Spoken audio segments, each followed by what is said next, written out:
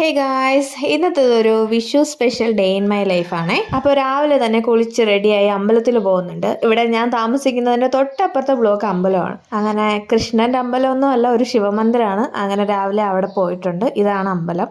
നാട്ടിലെ പോലെ ഇവിടെ പൂജാരി അങ്ങനെയൊന്നുമില്ല, നമ്മൾ തന്നെ കയറി പ്രാർത്ഥിക്കുന്നു. അവിടെ ഒരു സൈഡിൽ ഇങ്ങനെ കുറിയല്ല, ഒരു സിന്ദൂരം വെച്ചിട്ടുണ്ട്, അത് നമ്മൾ എടുത്തിടും. അങ്ങനെ അതെല്ലാം കഴിഞ്ഞിട്ട് വീട്ടിൽ വന്നു. കുഞ്ഞുമാവയുടെ കൂടെ കുറച്ച് ടൈമൊക്കെ സ്പെൻഡ് ചെയ്തു. പിന്നെ അവളെ എൻ്റെ കയ്യിലുണ്ടായിരുന്ന സാധനങ്ങളൊക്കെ വെച്ചിട്ട് ഞാനൊന്ന് റെഡിയാക്കി ഒരു റീൽ എടുക്കാമെന്ന് കരുതി.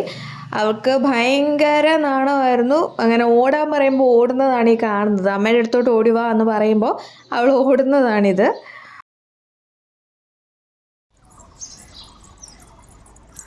ചിരിച്ചേ.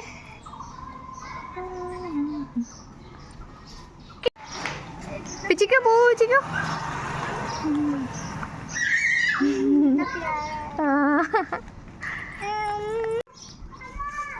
പിച്ചിക്കോ പൂ എടുത്ത അമ്മക്കിതാ.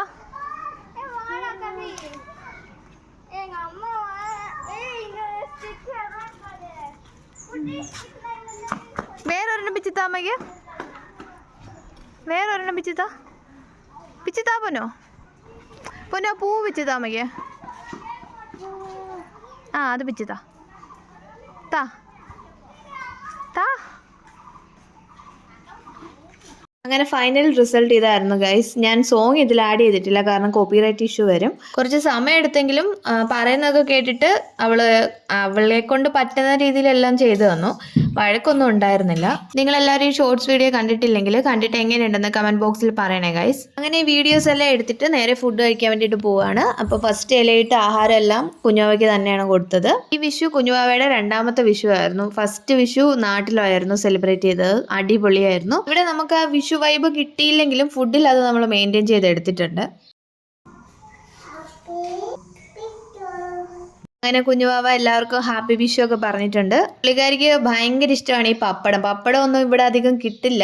അധികമൊന്നല്ല, ഇവിടെ കിട്ടുന്ന പപ്പടം നമ്മുടെ നാട്ടിൽ കിട്ടുന്നത് പോലെയുള്ള ടേസ്റ്റ് കാര്യങ്ങളോ ഒന്നും ഇല്ല. ഫുഡ് കഴിക്കാൻ ഇരുത്തിയപ്പോഴേ അവൾ ആദ്യം എടുത്തത് പപ്പടം തന്നെയാണ്. അങ്ങനെ അത് തന്നെ കഴിച്ചുകൊണ്ടിരിക്കുമായിരുന്നു.